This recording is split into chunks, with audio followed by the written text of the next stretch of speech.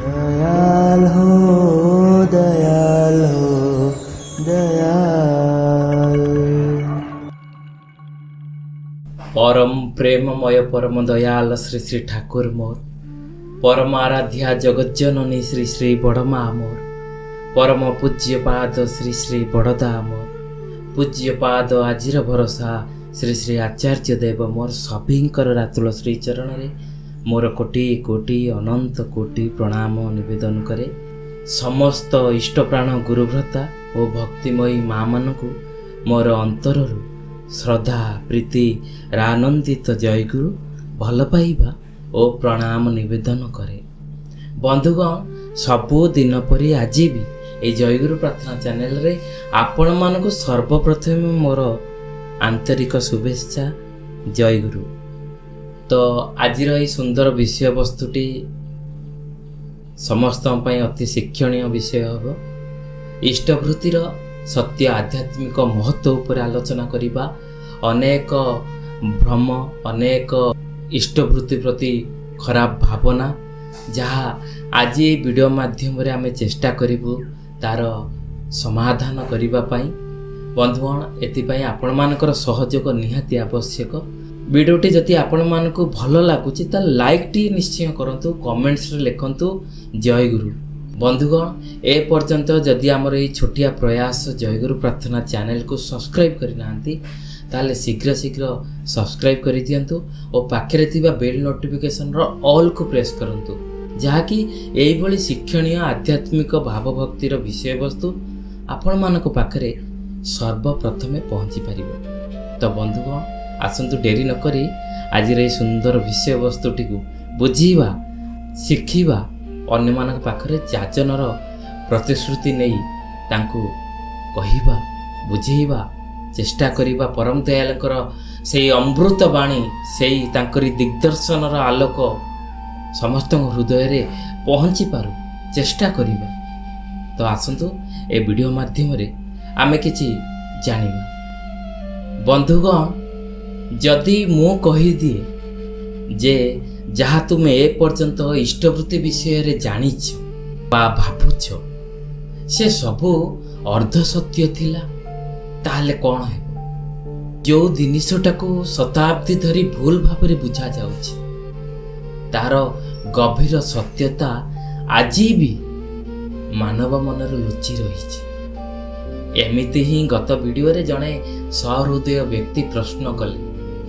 से कमेंट्स रे लिखिले जे ठाकुर कौन इष्टवृत्ति पैसा नेले ही आमर दुख दूर करिवे, नहले कौन करिवेनी? सेई पैसा गोटे गरीब लोक किंबा अनाथ आश्रम रे दान करिले भल हेबो। तो आपण को अनेक अनेक धन्यवाद। आपण माने किछि जानिबार प्रयास करूछंती, सेतिपाई मोर परम पिता पाखरे मु आपण को पई निवेदन करिवि, आपण माने सकुशल मंगल, सकुशल सुखसी आनंद रे रुहंतु। ये सबु सेवार केंद्र स्थल कौन केउठी? श्री श्री ठाकुरंक धारा रे ये होची इष्टवृत्ति। तांकर अमृत बाणी मु आपण पाखरे रखिबि। बंचा बढ़ार जीवन यज्ञ इष्टवृत्तिर अमोघ टाणे, बढ़ाई नेई तोड़ जगाई द्रुप्त हुओ तू सेवार टाणे। परम पितांकर ये जो अमृत बाणी आम मानक पाई अमृत ठू किछि कम नुहे। अनेक समय रे मनुष्य को केही रक्षा करने को पसंद करिवे नाही कि संभव हेबे नाही। सेई अमोघ शक्तिर धारा जे पर्यंत आम मानक हृदय रे बही चलीछि, आमर केही किछि क्षति भी करि परिबे नाही। जार कही शेष करा जाई पारे ना तार जे केते लीला अछि। हाँ बंधुगण, एई विषय वस्तु उपरे ध्यान देई सुनिबे जहा कहिबाकू चाहूछु। वीडियोटी टिके लंबा होई पारे, सेतिपाई क्षमा करिवे, किंतु धैर्यर सहित ए विषय वस्तुटी शेष पर्यंत सुनिबे। जेउठारे अछि एक गुप्त सत्य, एक दिव्य शिक्षा ଯାହା ଆପଣଙ୍କ ଜୀବନ ଓ ଧାର୍ମିକ ଦୃଷ୍ଟିକୋଣ ଦୁଇଟିକୁ ଦେଇପାରେ ନୂଆ ଦିଗ। ଭଗବାନଙ୍କୁ ଅର୍ପିତ କରାଯାଉଥିବା ଭୋଗ, ଫଳ, ଫୁଲ, ନଡ଼ିଆ, ଧୂପ ଆଦି ଭଗବାନ କ'ଣ ଗ୍ରହଣ କରିଥାନ୍ତି? ଆପଣମାନେ କମେଣ୍ଟସରେ ମୋତେ ଜଣେଇବେ। ମୁଁ ତ କହିବି ଆଜ୍ଞା ହଁ, ଭଗବାନ ଗ୍ରହଣ କରିଥାନ୍ତି।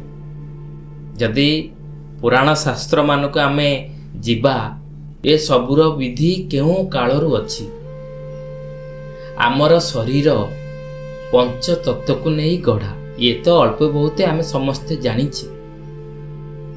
ପୃଥିବୀ, ଜଳ, ଆକାଶ, ଅଗ୍ନି, ବାୟୁ ଦ୍ୱାରା ନିର୍ମିତ ହୋଇଛି ଆମର ଏଇ ସ୍ଥୂଳ ଶରୀର। ଯେତେବେଳେ କି ଦେବତାଙ୍କ ଶରୀର ତିନି ତତ୍ତ୍ୱକୁ ନେଇ ଆଜ୍ଞା ଗଢ଼ା, ଜାଣିଛନ୍ତି? ଅକ୍ଷୟ, ଅଗ୍ନି ଓ ବାୟୁରେ ନିର୍ମିତ ଅଟେ।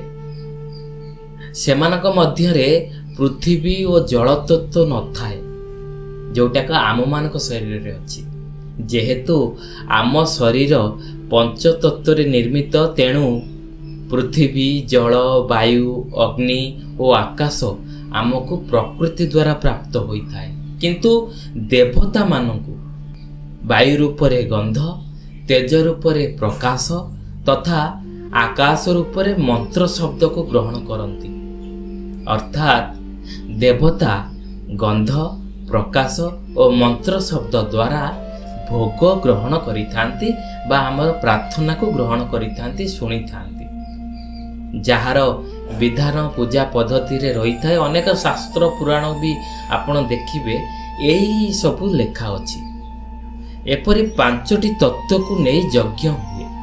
ହଁ ଆଜ୍ଞା, ପଞ୍ଚ ମହାଯଜ୍ଞ ମାନେ ହେଉଛି ଯାହା ଶ୍ରୀ ଠାକୁର ବତାଇ ଦେଲେ, ମଣିଷ ଦ୍ୱାରା ନିତ୍ୟ କରିବାକୁ ଥିବା 5ଟି ପବିତ୍ର କର୍ମ ଦ୍ୱାରା ଯଜ୍ଞ ସମ୍ଭବ ହୁଏ, ଯାହା ମାନବ ଜୀବନକୁ ଶୁଦ୍ଧ, ଋଣମୁକ୍ତ ଏବଂ ଧାର୍ମିକ କରେ। ଏହି 5 ଯଜ୍ଞକୁ ପଞ୍ଚ ମହାଯଜ୍ଞ ବୋଲି କୁହାଯାଏ। ତ ସେଇଠୁ ସୃଷ୍ଟି କରାଯାଇଛି ଇଷ୍ଟବୃତ୍ତି। ଇଷ୍ଟବୃତ୍ତି ମଧ୍ୟ ଦେଇ ମନୁଷ୍ୟ କରେ ପଞ୍ଚ ମହାଯଜ୍ଞ। ହଁ ଆଜ୍ଞା, ଯଜ୍ଞ ଅର୍ଥ ଲୋକବର୍ଦ୍ଧନୀ ଅନୁଚର୍ଯ୍ୟା। ଶ୍ରୀ ଠାକୁର କହୁଛନ୍ତି, ଅତୀତ ଓ ବର୍ତ୍ତମାନରେ ପରିବେଶର ନାନା ମନ, ପ୍ରାଣ ଓ ଆତ୍ମା, ତେଣୁ ଏମାନଙ୍କର ସେବା ସମ୍ପୋଷଣ ନିତ୍ୟ କରଣୀୟ। ଶାସ୍ତ୍ରରେ ଅଛି ଯଜ୍ଞର କଥା। ଯେଉଁ ଯଜ୍ଞ ଆମେ ସବୁଦିନ କରୁନାହିଁ, ନିତ୍ୟ ଇଷ୍ଟବୃତ୍ତି ମାଧ୍ୟମରେ ସାରା ଜୀବନଟା ଉତ୍ସର୍ଗୀକୃତ ହୋଇଉଠେ ପରମ ମଙ୍ଗଳମୟଙ୍କ ଶ୍ରୀଚରଣ। ନିଃସ୍ୱାର୍ଥରେ, ନିଃସ୍ୱାର୍ଥପର ଭାବରେ ଓ ନିରଭିମାନ ହୋଇ ଯଥାସମ୍ଭବ ସମସ୍ତିଙ୍କର ପରିପାଳନ, ପରିପୋଷଣ ଓ ପରିରକ୍ଷଣ କରିବା ଛଡ଼ା ଜୀବନର ଅନ୍ୟ ଗତି ନାହିଁ। ସେଗୁଡ଼ିକ ହେଲା ପଞ୍ଚ ମହାଯଜ୍ଞ। ଆପଣମାନଙ୍କ ମନରେ ଏବେ ପ୍ରଶ୍ନ ଆସୁଥିବ, ସେ ପଞ୍ଚ ମହାଯଜ୍ଞ କ'ଣ କ'ଣ? ପ୍ରଥମେ ହେଉଛି ବ୍ରହ୍ମଯଜ୍ଞ, ଦ୍ୱିତୀୟ ଦେବଯଜ୍ଞ, ତୃତୀୟ ହେଉଛି ପିତୃଯଜ୍ଞ, ଚତୁର୍ଥରେ ଭୂତ ଯଜ୍ଞ ଆଉ ପଞ୍ଚମ ବା ଶେଷରେ ମନୁଷ୍ୟ ଯଜ୍ଞ। ବ୍ରହ୍ମଯଜ୍ଞର ଅର୍ଥ ହେଉଛି ବେଦ, ଶାସ୍ତ୍ର ଓ ଜ୍ଞାନର ଅଧ୍ୟୟନ ବା ଅଧ୍ୟାପନ। ଉଦ୍ଦେଶ୍ୟ ହେଉଛି ଋଷିମାନଙ୍କ ପ୍ରତି ଋଣ ଶୋଧ କରିବା, ଅର୍ଥାତ୍ ଋଷି ଋଣ ପରିଶୋଧ କରିବା। ଦ୍ୱିତୀୟରେ ହେଉଛି ଦେବଯଜ୍ଞ, ଅର୍ଥ ଭଗବାନ ଓ ଦେବତାଙ୍କ ପୂଜା, ହବନ, ଦୀପ, ଆମେ ଯେଉଁ ମନ୍ଦିରମାନକେ ନିବେଦନ କରୁଛେ ସେଇ ନିବେଦନ ଇତ୍ୟାଦି। ତାର ଉଦ୍ଦେଶ୍ୟ ହେଉଛି ଦେବତାଙ୍କ ପ୍ରତି ଆଦର, ସମ୍ମାନ ଓ କୃତଜ୍ଞତା ଜଣାଇବା। ତୃତୀୟରେ ହେଉଛି ପିତୃଯଜ୍ଞ, ଅର୍ଥ ପିତୃପୁରୁଷମାନଙ୍କ ପାଇଁ ଶ୍ରାଦ୍ଧ ନିବେଦନ କରିବା, ତର୍ପଣ ଓ ସ୍ମରଣ ତାଙ୍କର କରିବା। ତାର ଉଦ୍ଦେଶ୍ୟ ହେଉଛି ପିତୃ ଋଣରୁ ମୁକ୍ତି ପାଇବା ପାଇଁ ଓ ଆଶୀର୍ବାଦ ତାଙ୍କର ପ୍ରାପ୍ତି କରିବା ପାଇଁ। ଚତୁର୍ଥରେ ହେଉଛି ଭୂତ ଯଜ୍ଞ, ଅର୍ଥ ପଶୁ, ପକ୍ଷୀ, ଜନ୍ତୁ, ଅତିଥି, ଦୁର୍ବଳ ମଣିଷମାନଙ୍କୁ, ଭିକ୍ଷା ମାଗୁଥିବା ମଣିଷମାନଙ୍କୁ ଖାଦ୍ୟ ଦାନ କରିବା। यार असल उद्देश्य ହେଉଛି ସମସ୍ତ ଜୀବ ପ୍ରତି ଦୟା ଓ ଦାନ ଭାବ ରଖିବା। ପଞ୍ଚମରେ ହେଉଛି ମନୁଷ୍ୟ ଯଜ୍ଞ ବା ଅତିଥି ଯଜ୍ଞ। ତାର ଅର୍ଥ ହେଉଛି ଅତିଥିମାନଙ୍କର ସେବା କରିବା, ତାଙ୍କର ମନ ଅନୁଯାୟୀ ତାଙ୍କୁ ଖୁସି କରିବା। ଏହାର ଅସଲ ଉଦ୍ଦେଶ୍ୟ ହେଉଛି ମନୁଷ୍ୟ ଋଣ ଶୋଧ କରିବା ବା ତାଙ୍କ ପ୍ରତି ସେବା ଭାବ ମନରେ ଗଢ଼ିବା। ପ୍ରକୃତରେ ଏହାର ମାନେ ମଣିଷକୁ ପ୍ରକୃତ ଧାର୍ମିକ, ଦୟାଳୁ ଓ ଋଣମୁକ୍ତ କରିଥାଏ। ତେଣୁ ମୋର ଦୟାଲ ଶ୍ରୀ ଶ୍ରୀ ଠାକୁର କୁହନ୍ତି, ଦେଇ ଯେ ପାରେ ନା ପାଇବା ତାର ଘଟେ ନା। ଏଇ ଦେବା ହିଁ ଇଷ୍ଟଗୁରୁ ବା ପରମ ପିତାଙ୍କୁ ଦେବା ବିଧେୟ। ଜୀବନରେ ଉନ୍ନତି ପାଇଁ ଆବଶ୍ୟକୀୟ ଉପକରଣ ବିଧି ହେଲା ଇଷ୍ଟ ଭରଣ, ପିତୃ ପୋଷଣ, ପରିସ୍ଥିତିର ଉନ୍ନୟନ। ଏହା ନକରି ଯାହା ବି କର ଅଧପାତେ ତୋର ଜୀବନ। ତେଣୁ ଇଷ୍ଟବୃତ୍ତି ହେଲା ଆମ ଜୀବନ ଯଜ୍ଞର ପ୍ରଥମ ଆହୁତି। ଇଷ୍ଟବୃତ୍ତିକୁ ବାଦ ଦେଇ ମଣିଷର ଯେତେ ସେବା କଲେ ବି କିଛି ଲାଭ ହୁଏ ନାହିଁ। ତେଣୁ ଇଷ୍ଟବୃତ୍ତି ଏକ ମଙ୍ଗଳ ଯଜ୍ଞ, ଯାହାଦ୍ୱାରା ବ୍ୟକ୍ତିଗତ ଜୀବନ ପରମ ମଙ୍ଗଳର ଅଧିକାରୀ ହେବା ସଙ୍ଗେ ସଙ୍ଗେ ପରିବେଶ, ସମାଜ ଓ ରାଷ୍ଟ୍ରର କଲ୍ୟାଣ ହେବ। ମୋର ପରମ ଦୟାଲ ପ୍ରେମମୟ ଶ୍ରୀ ଶ୍ରୀ ଠାକୁର ସେଥିପାଇଁ ତାଙ୍କର ଅମୀୟ ବାଣୀରେ କହିଛନ୍ତି, ଯେତେ ହିଁ ଆସୁ ଆପଦ ବିପଦ, ଯେମିତି ହେଉ ପ୍ରାଣ, ଇଷ୍ଟ ବୃତ୍ତି ଆଣେ ଆଣେ ସବୁରି ପରିତ୍ରାଣ।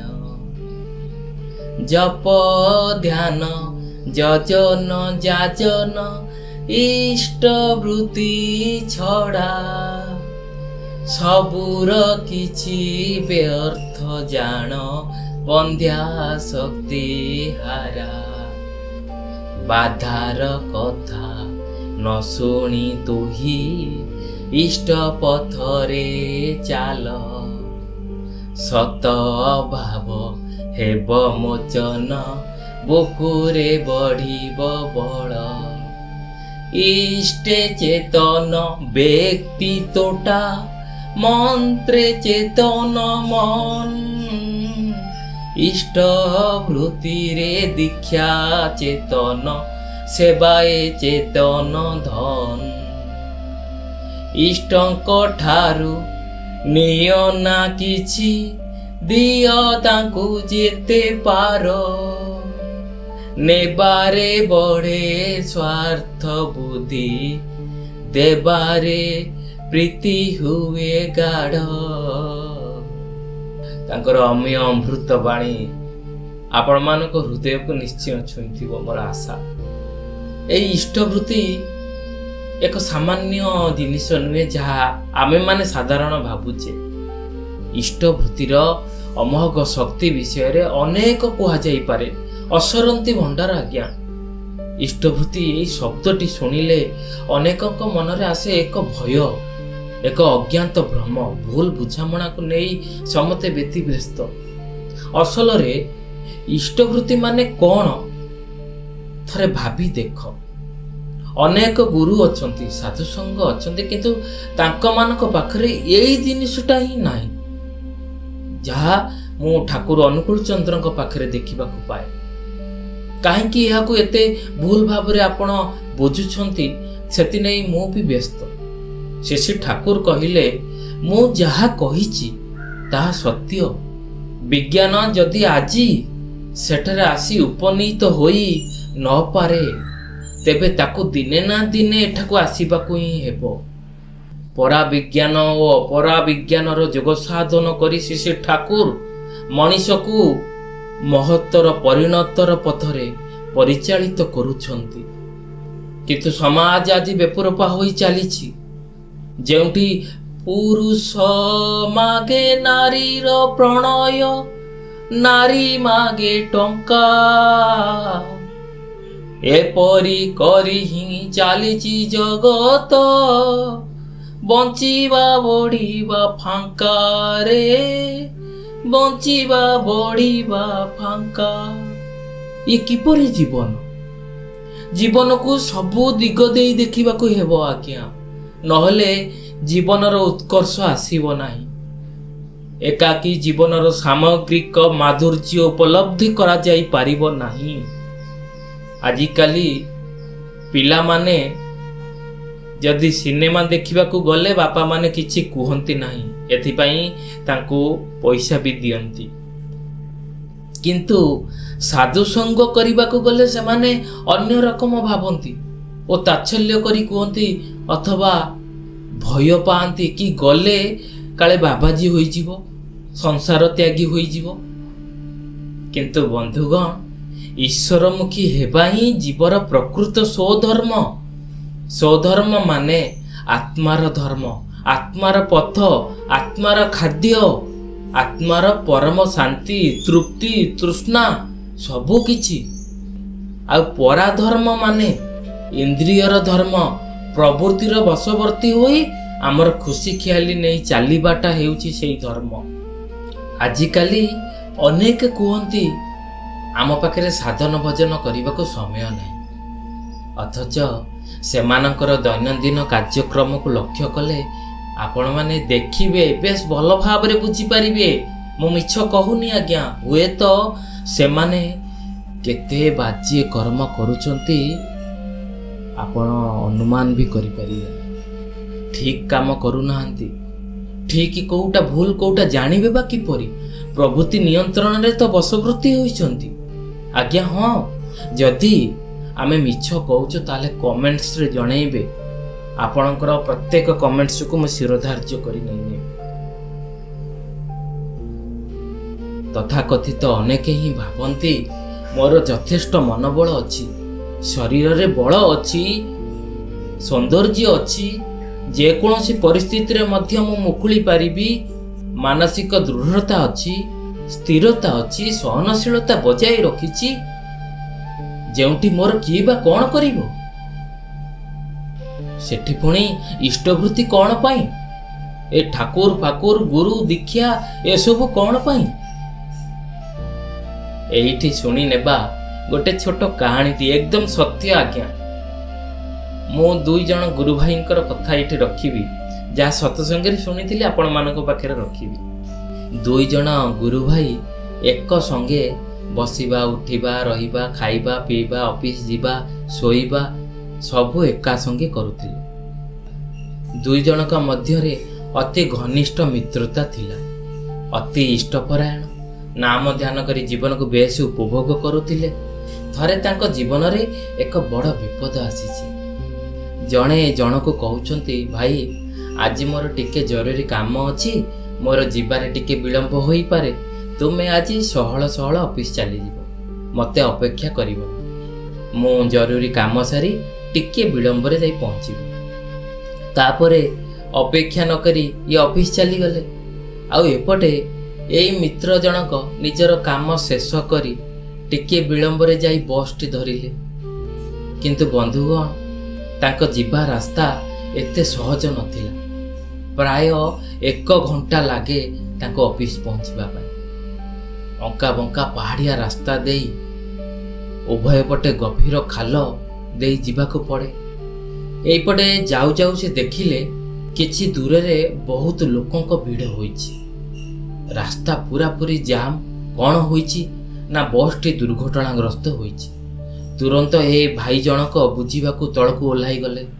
ଜଣାଗଲା ଯେ ତାଙ୍କର ପୂର୍ବରୁ ଯେଉଁ ବସ୍ଟି ଆସିଥିଲା, ଯେଉଁଥିରେ ତାଙ୍କର ମିତ୍ର ଆସିଥିଲେ, ସେଇ ବସ୍ଟି ଗହରିଆ ଖାଲକୁ ଖସି ପଡ଼ିଛି। ଆପଣ ବିଶ୍ୱାସ କରିବେନି, ସେ କଥା କହି କାନ୍ଦି ପକେଇଲେ। କହିଲେ, ପରମ ପିତାଙ୍କର ଅପାର ଦୟାର କଥା ମୁଁ କହିବି ଯେତିକି କାନ୍ଦିବି ସେତିକି।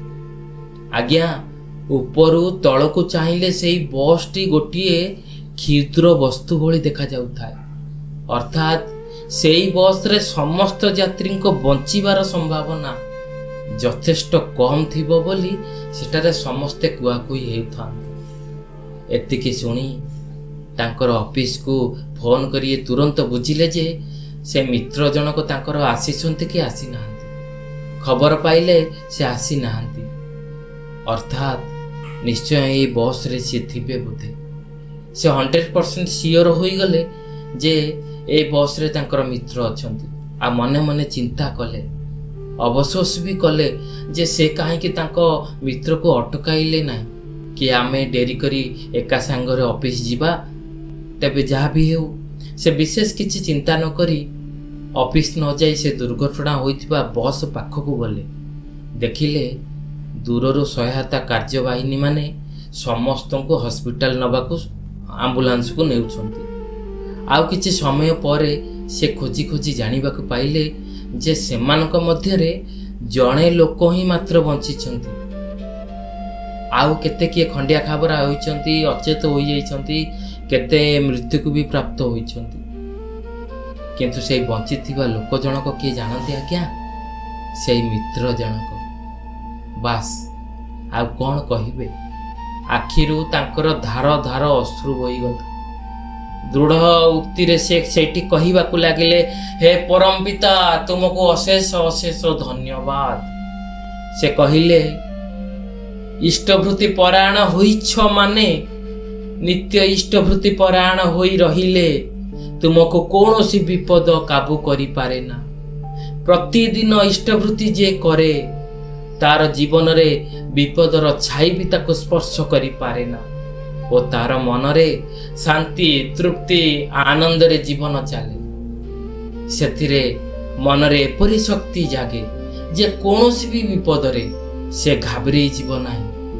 ଆଉ ଗୋଟେ ଅମୃତ ବାଣୀରେ ସେ ଠାକୁର ବି କହିଛନ୍ତି, ଇଷ୍ଟାର୍ଥଟି ଲକ୍ଷ୍ୟ ରଖି ଆବେଗ ଭରା ସ୍ୱସ୍ତି ନେଇ ଇଷ୍ଟଭୃତି କରିଲେ ଜାଣିଥା ଶକ୍ତି ପାଇବୁ ତାହାଇ ଦେଇ। ଇଷ୍ଟଭୃତି ଶବ୍ଦର ଅର୍ଥ ହେଉଛି ଇଷ୍ଟଙ୍କ ପାଇଁ ବୃତ୍ତି ନିବେଦନ କରିବା, ଅର୍ଥାତ୍ ନିଜ ଜୀବନ ଓ କର୍ମକୁ ନିଜ ଇଷ୍ଟ, ନିଜ ପସନ୍ଦର ଦିବ୍ୟ ସ୍ୱରୂପ ଯେ ଠାକୁର, ଗୁରୁ କିମ୍ବା ପରମ ଶକ୍ତି ବୋଲି ବୁଝ, ତାଙ୍କ ନିକଟରେ ସମର୍ପିତ କରିବା। ଏହା କେବେ ବନ୍ଧନ ନୁହେଁ ବନ୍ଧୁଗଣ, ଏହା ହେଉଛି ମୋର ମୁକ୍ତିର ପଥ, ଯେଉଁଠି ମଣିଷ ନିଜ ଅହଙ୍କାରକୁ ତ୍ୟାଗ କରି ଦିବ୍ୟ ମଙ୍ଗଳର ଅଧିକାରୀ ହୋଇ ଉଠେ। ଶ୍ରୀ ଶ୍ରୀ ଠାକୁର ଧର୍ମ ଓ କର୍ମର ସମନ୍ୱୟ କରି ମଣିଷକୁ ସବୁ ଦିଗରୁ ଉନ୍ନତ କରି ତୋଳିବାକୁ ଏହି ସବୁ ଯେଉଁ ଅନୁଶାସନ ମାନି ଚାଲିବାକୁ କହିଛନ୍ତି, ତା ଅକ୍ଷରେ ଅକ୍ଷରେ ପାଳନୀୟ। ଶ୍ରୀ ଶ୍ରୀ ଠାକୁର ଆହୁରି କହୁଛନ୍ତି, ଯେଉଁମାନେ ପବିତ୍ର ଆଗ୍ରହ ସହିତ ନିଖୁଣ ଆବେଗ ନେଇ ଦୈନନ୍ଦିନ ଇଷ୍ଟଭୃତି ଶ୍ରେୟ ଭରଣ ବା କୃତ୍ୟ ଅର୍ଘ୍ୟ ନିବେଦନ କରନ୍ତି, ନିରନ୍ତର ସମ୍ବେଗରେ ସେମାନଙ୍କ ମଧ୍ୟରେ କେହି ଯଦି ବାହ୍ୟତ୍ୟ ଖରାପ ବି ବିବେଚିତ ହୁଅନ୍ତି, ବୁଝିବାକୁ ହେବ ସେମାନଙ୍କ ସତ ପ୍ରଚେଷ୍ଟା ଆବେଗମୟ, ଅନ୍ତରରେ ସେମାନେ ସତ ଲୋକ ହିଁ। ପୁଣି ଯେଉଁମାନେ ଇଷ୍ଟଭୃତି କରନ୍ତି କିନ୍ତୁ ଟିକିଏ ଅସୁବିଧା ପଡ଼ିଲେ ହିଁ ଛାଡ଼ି ଦିଅନ୍ତି, ପୁଣି ଧରନ୍ତି, ପୁଣି କରନ୍ତି, ସେମାନେ ସାଧାରଣତଃ ଅବ୍ୟବସ୍ଥୁ, ବ୍ୟକ୍ତିତ୍ୱ ବି ସେମାନଙ୍କର ଦୋଦୁଲ୍ୟମାନ। କିନ୍ତୁ ଯେଉଁମାନେ ବୁଝନ୍ତି, ଆଗ୍ରହଶୀଳ ହୋଇ ଇଷ୍ଟଭୃତି ବା ଶ୍ରେୟ ଭରଣର ସିଦ୍ଧାନ୍ତ ଗ୍ରହଣ କରି ମଧ୍ୟ ତାହା କରନ୍ତି ନାହିଁ, କୁହନ୍ତି ନ କରି ତ ଭଲ ହିଁ ଅଛି, କରିବି ବା କାହିଁକି, ଆଉ ଏ ଇଷ୍ଟଭୃତି କଲେ ବି କ'ଣ ହେବ? ସେମାନେ ଯେତେ ହିଁ ଜମକାଇବା ମଣିଷ ହୁଅନ୍ତୁ ନା କାହିଁକି, ଯେତେ ଧନ ସମ୍ପତ୍ତିର ମାଲିକ ହୁଅନ୍ତୁ ନା କାହିଁକି, ଯେତେ ଐଶ୍ୱ ଆରାମରେ ଜୀବନ ବ୍ୟତୀତ କରୁଥାନ୍ତୁ ନା କାହିଁକି, ସେମାନଙ୍କର ପ୍ରବୃତ୍ତି ହିଁ ସେମାନଙ୍କର ପ୍ରଭୁ। ଅସତ୍ ଦୀପନାରେ ଅଭିଭୂତ ସେମାନେ, ପ୍ରଭୃତି ନନ୍ଦନା ହିଁ ଭଲ ଲାଗେ ସେମାନଙ୍କର। ଲୋକ ହିସାବରେ ବି ସେମାନେ ଶୁଭ ପ୍ରୟାସୀ ନୁହନ୍ତି। ପୁଣି ସୁସିଦ୍ଧାନ୍ତ ଯେଉଁମାନଙ୍କର ଅତୁଟ ହୋଇ ଠିଆ ହୁଏ, ଯେପରି ହେଉ ବ୍ୟତିକ୍ରମ ଆଣିପାରେ ନା କେହି ବା କିଛି। ଜୀବନ ଦଣ୍ଡ ସେମାନଙ୍କର ଶକ୍ତ, ସେମାନଙ୍କର ଅବଲମ୍ବନ ମଧ୍ୟ ଦୃଢ଼। ନାନା ଝଞ୍ଝଟ ଗୋଳମାଳ ମଧ୍ୟରେ ବି ଶୁଭ ଅଦୂରରେ ହିଁ ସେମାନଙ୍କ ପାଇଁ ଅପେକ୍ଷା କରେ। କିଏ ଦୋଷ ପ୍ରତୁଳ, କିଏ ଗୁଣ ପ୍ରତୁଳ, କିଏ ଅବ୍ୟବସ୍ତୁ, ତାହାର ଟୁଟକା ପରଖ ହିଁ ଏଇଠାରେ। ଠାକୁର ଅନୁକୂଳ ଚନ୍ଦ୍ର କହୁଥିଲେ, ଇଷ୍ଟବୃତ୍ତି ହେଉଛି ଜୀବନରେ ଇଷ୍ଟର ସ୍ଥିର ସ୍ତୁତି କରିବା, ଯାହା ମଣିଷକୁ ନିଜ ଦୈନନ୍ଦିନ କର୍ମ ମାଧ୍ୟମରେ ଦିବ୍ୟତାର ସଂସ୍ପର୍ଶ ଦେଇଥାଏ। ମଣିଷ ଯେତେବେଳେ ନିଜ ଇଷ୍ଟଙ୍କ ନାମ ସ୍ମରଣ କରେ ଓ ସେଇ ବୀଜ ମନ୍ତ୍ରକୁ ହୃଦୟରେ ଧାରଣ କରେ, ସେ ନିଜ ଭିତରେ ଏକ ଶକ୍ତି ପାଏ, ଶାନ୍ତି ପାଏ ଓ ଦିଗ୍ଦର୍ଶନା ପାଉଥାଏ। ଇଷ୍ଟବୃତ୍ତି ମାନେ ଗୁରୁ ବା ଭଗବାନଙ୍କ ସହ ଆତ୍ମାର ସନ୍ଧି କରିବା। ଏହା ହେଉଛି ଜୀବନର ସମର୍ପଣ ଭାବ, ଯେଉଁଠି ମଣିଷ ନିଜକୁ ଦିବ୍ୟ ହାତରେ ଟେକି ଦିଏ, ସେ ଈଶ୍ୱରଙ୍କ ହାତରେ ଟେକି ଦିଏ, ତାଙ୍କ ଶରଣରେ ନିଜକୁ ପୂର୍ଣ୍ଣ ସମର୍ପିତ କରିଦିଏ। କିନ୍ତୁ ଆମେମାନେ ଯେଉଁ ଭୁଲ ଧାରଣା ଗୁଡ଼ିକୁ ସାଉଁଟି ନେଉଛେ, କେତେକ ଲୋକ ଭାବନ୍ତି ଇଷ୍ଟବୃତ୍ତି କଲେ ମଣିଷର ସ୍ୱାଧୀନତା ନଷ୍ଟ ହୋଇଯାଏ, ମଣିଷ ଗୋଲାମଗିରି କରିବାକୁ ଚେଷ୍ଟା କରେ, ମଣିଷ ଅନ୍ୟ ଜଣକୁ ରୋଜଗାର କରାଇବାର ସୁବିଧା କରାଇଦିଏ। କିନ୍ତୁ ଅସଲରେ ସେ ସ୍ୱାଧୀନତା ନୁହେଁ। ଏହା ଉପରେ ଆଉ ଏକ ଭିଡ଼ିଓ ମୁଁ ଅତି ଶୀଘ୍ର ଆଣିବାକୁ ଚେଷ୍ଟା କରିବି। ଆଜିର ସମାଜ କେତେ ବିଶୃଙ୍ଖଳ ବିପର୍ଯ୍ୟସ୍ତ ମୁହଁକୁ ଚାଲି ଯାଉଛି, ଆପଣମାନେ କ'ଣ ଦେଖିପାରୁନାହାନ୍ତି? ବୁଝିପାରୁନାହାନ୍ତି ସମାଜ ଆଜି କେତେ ତଳକୁ ଖସି ଯାଇଛି? ଯେତେବେଳେ ଆମେ ନିଜ ଅଭିମାନ, ନିଜ ଅହଙ୍କାର, ନିଜ ସ୍ୱାର୍ଥ, ନିଜ କୁପ୍ରବୃତ୍ତିକୁ ଆପଣାର କରି ନେଇଛେ, ନିଜ ଅନ୍ଧତାକୁ ଇଷ୍ଟଙ୍କ ପାଖରେ ଠିଆ କରାଇଛେ, ଆମର ମଙ୍ଗଳ ହେବ ବା କେଉଁଠି? ଆମେ ପ୍ରକୃତରେ ଆମର ସମସ୍ତ କୁପ୍ରବୃତ୍ତିକୁ ଇଷ୍ଟଙ୍କ ପାଖରେ ଯଦି ଦେଇଦେଉ, ସମର୍ପିତ କରିଦେଉ, ତେବେ ଆମେ ହେଉ ଶୁଦ୍ଧ, ନିର୍ମଳ ଓ ଆଲୋକମୟ। ଏହା ହେଉଛି ଆତ୍ମା ଓ ପରମାତ୍ମା ମଧ୍ୟରେ ଗୋଟିଏ ଦିବ୍ୟ ସମ୍ବନ୍ଧ ଏହି ଇଷ୍ଟବୃତ୍ତି ନିତ୍ୟକରଣୀୟ ଦେଇ। ଉଦାହରଣ, ଯେପରିକି ଜଳ ନିଜେ ଦିଗ ବୁଝିପାରେ ନାହିଁ କେଉଁଆଡ଼େ ଯାଉଛି, ଯେ ନିଜ ପଥକୁ ସମୁଦ୍ରକୁ ସମର୍ପଣ କରିଦିଏ, ତେବେ ସେ ତାର ସ୍ୱପୂରଣ ପାଏ, ସେ ତାର ପୂର୍ଣ୍ଣ ସ୍ୱାଧୀନତା ଫେରି ପାଏ। ସେହିପରି ମଣିଷ ଯେତେବେଳେ ନିଜ ଜୀବନକୁ ଇଷ୍ଟଙ୍କ ହାତରେ ଟେକି ଦିଏ, ଇଷ୍ଟଙ୍କୁ ପୂର୍ଣ୍ଣ ସମର୍ପିତ କରିଦିଏ, ସେତେବେଳେ ତାର ସେ ସ୍ୱାଧୀନତା ଫେରି ପାଏ, ତାର ସେ ମନକୁ ସ୍ଥିର ରଖେ, ତାର କୁପ୍ରବୃତ୍ତିକୁ ନିୟନ୍ତ୍ରଣ କରିବାର ମାଧ୍ୟମ ଶକ୍ତି ଫେରି ପାଏ, ଭୟ ଅସ୍ଥିରତା ତାର ଶେଷ ହୋଇଯାଏ, ପ୍ରବୃତ୍ତି ନିୟନ୍ତ୍ରଣ କରାଯାଇପାରେ। ଏ ହେଉଛି ଅନୁଭୂତିର କଥା, ଏ ହେଉଛି ଇଷ୍ଟବୃତ୍ତିର ସତ୍ୟ ସଫଳତାର କଥା। ଆଜିର ସମାଜରେ ଇଷ୍ଟବୃତ୍ତିର ମହତ୍ଵ ଅନେକାଂଶରେ ବଢ଼ିଯାଇଛି, ସମସ୍ତଙ୍କ ପାଇଁ କରଣୀୟ ଏହା। ଆଜି ଆମେ ମଣିଷ ଭାବରେ ବାହ୍ୟ ଆଧାରରେ ବଞ୍ଚୁଛୁ ସତ, ଲୋକ କ'ଣ କହିବେ, ସମାଜ କ'ଣ ଭାବିବ, କିନ୍ତୁ ଇଷ୍ଟବୃତ୍ତି ଆମକୁ ଶିଖାଏ ଭିତରରୁ ଆଲୋକ କିପରି ଜାଗ୍ରତ କରାଇବା, ଅନ୍ୟକୁ କିପରି ସେବା ଦେବା, ଅନ୍ୟକୁ କିପରି ଭଲ ପାଇବା, ଆଉ ଅନ୍ୟକୁ କିପରି ସେହି ଈଶ୍ୱରଙ୍କ ମାର୍ଗରେ ପ୍ରେରିତ କରିବା, ଇଷ୍ଟପରାୟଣ ହେବା, ଆତ୍ମିକ ଜ୍ଞାନ ଫେରି ପାଇବା। ଏହା ହେଉଛି ଗୁରୁ ଭକ୍ତି, ଗୁରୁଙ୍କ ପ୍ରତି ସାଧନା, ଶରଣାଗତି ଓ ସଂଯୋଗର ସଂସ୍କାର। ଏହି ପ୍ରକ୍ରିୟା ଆମକୁ ନିଜ ଇଷ୍ଟଙ୍କ ସହିତ ନିତ୍ୟ ସମ୍ପର୍କ ରଖିବାକୁ ସହାୟ ହୁଏ। ହଁ ଆଜ୍ଞା, ଆମେ ଈଶ୍ୱରଙ୍କ ପାଖରେ ପହଞ୍ଚିବାକୁ ହେଲେ କୌଣସି ମାଧ୍ୟମ ନିହାତି ଆବଶ୍ୟକ। ସେହି ମାଧ୍ୟମଟି ହେଲା ଇଷ୍ଟବୃତ୍ତି। ମନୁଷ୍ୟ ଜୀବନରେ ଏହା ଅତ୍ୟନ୍ତ ପ୍ରଭାବଶାଳୀ।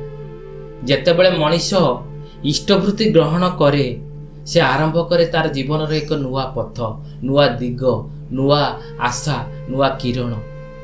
ଯେଉଁଠି ସେ ଭାବେ ଆଉ କୁହେ ଓ କାମ ବି ସେହିପରି କରେ, ଇଷ୍ଟଙ୍କ ଅନୁସାରେ, ଇଷ୍ଟଙ୍କ ପ୍ରବର୍ତ୍ତିତ ମାର୍ଗରେ ଚାଲି, ତାର ଭିତରେ ଜାଗେ ଦିବ୍ୟ ସଜାଗତା, ଯାହା ତାକୁ ଦେଇଥାଏ ସଠିକ ନିର୍ଣ୍ଣୟ, କେଉଁ ପରିସ୍ଥିତିରେ କେଉଁ ନିର୍ଣ୍ଣୟ ନେଇ ଚାଲିବା, ଯେଉଁଟା ସାଧାରଣ ମଣିଷ ପାଖେ ସମ୍ଭବ ନୁହେଁ। ସେଇ ସହିଷ୍ଣୁତା, ସେଇ ଦୟା, କ୍ଷମା, ଏସବୁ ସେଇ ମଣିଷ ପାଖରେ ଦେଖାଦିଏ। ଏହା ମଣିଷକୁ ମଣିଷରୁ ମାନବ କରେ ଆଉ ମାନବରୁ ଦିବ୍ୟ ମାନବ କରି ତୋଳେ। ହଁ ବନ୍ଧୁଗଣ, ତେଣୁ ଇଷ୍ଟବୃତ୍ତି ହେଉଛି ଏକମାତ୍ର ଆମ ସମସ୍ତିଙ୍କର ମୁକ୍ତିର ପଥ। ଶ୍ରୀ ଠାକୁର ଅତି ସୁନ୍ଦର ବାଣୀରେ କହିଲେ, ଭାବିଠାରେ ଭାବ ଘୁଞ୍ଚାଏ ଅଭାବ, ନିରସନ କରେ ଦାରିଦ୍ର ବ୍ୟାଧି, ତାକୁ ଯିଏ ଦିଏ ଧନ୍ୟ ହୁଏ ସିଏ, ଜୀବନରେ ଆଣେ ଯୋଗ୍ୟତା ସିଦ୍ଧି, ଜୀବନରେ ଆଣେ ଯୋଗ୍ୟତା ସିଦ୍ଧି। ଆଜି ଆମେ ଯଦି ନିଜ ହୃଦୟକୁ ଖୋଲି ଇଷ୍ଟଙ୍କ ପାଖରେ ସମର୍ପିତ କରିଦେଉ, ଇଷ୍ଟଙ୍କ ପାଖକୁ ଯାଇପାରୁ, ତେବେ ଜୀବନ ହେବ ଶାନ୍ତି, ଶକ୍ତି ଓ ପ୍ରେମର ମନ୍ଦିର। ହଁ ବନ୍ଧୁଗଣ, ହେ ଗୁରୁ, ହେ ଇଷ୍ଟ ଦେବ, ହେ ଦିବ୍ୟ ପୁରୁଷ, ଆସନ୍ତୁ ଆମ ହୃଦୟରେ ସ୍ଥାନ ଗ୍ରହଣ କରନ୍ତୁ। ଏହି ଆପଣଙ୍କର ଆଶୀର୍ବାଦରେ ଆମେ ପବିତ୍ର ହୋଇ ଉଠୁ। ଇଷ୍ଟବୃତ୍ତି ଦ୍ୱାରା ଆମକୁ ଆଲୋକିତ କର। ହଁ ବନ୍ଧୁଗଣ, ଯଦି ଆପଣଙ୍କୁ ଏହି ବିଷୟବସ୍ତୁଟି ଭଲ ଲାଗିଛି ତାହେଲେ ଲାଇକ୍ଟିଏ କରନ୍ତୁ। ଚ୍ୟାନେଲକୁ ଯଦି ଏ ପର୍ଯ୍ୟନ୍ତ ସବସ୍କ୍ରାଇବ୍ କରିନାହାନ୍ତି ତାହେଲେ ଶୀଘ୍ର ସବସ୍କ୍ରାଇବ୍ କରିଦିଅନ୍ତୁ। ପାଖରେ ଥିବା ବେଲ୍ ନୋଟିଫିକେସନର ଅଲ୍କୁ ପ୍ରେସ୍ କରିଦିଅନ୍ତୁ। ତେବେ ଆସନ୍ତୁ, ଆଜିର ଏହି ବିଷୟବସ୍ତୁରେ ଏତିକି। ଏହି ବିଷୟବସ୍ତୁଟି ସମସ୍ତଙ୍କ ପାଖରେ ପହଞ୍ଚାଇବାକୁ ଚେଷ୍ଟା ଟିକେ କରନ୍ତୁ। ଯେଉଁଠି ଆମେ ଆଣିଛୁ ଆଧ୍ୟାତ୍ମିକ ସତ୍ୟ, ମନ ଆତ୍ମାକୁ ଉଦ୍ଧାର କରିବା ପାଇଁ ଯେଉଁ ପଥ, ଇଷ୍ଟଙ୍କୁ ଧରି ଚାଲିବାର ଯେଉଁ ସୁପଥ, ତାକୁ ଆପଣେଇବା ପାଇଁ। ତେବେ ଆସନ୍ତୁ, ଏଇଭଳି ଆଗକୁ ଆଉ ଗୋଟିଏ ଅତି ସୁନ୍ଦର ବିଷୟବସ୍ତୁଟିଏ ନେଇ ଆସିବୁ। ସେ ପର୍ଯ୍ୟନ୍ତ ଆମକୁ ବିଦାୟ ଦିଅନ୍ତୁ। ଜୟ ଗୁରୁ।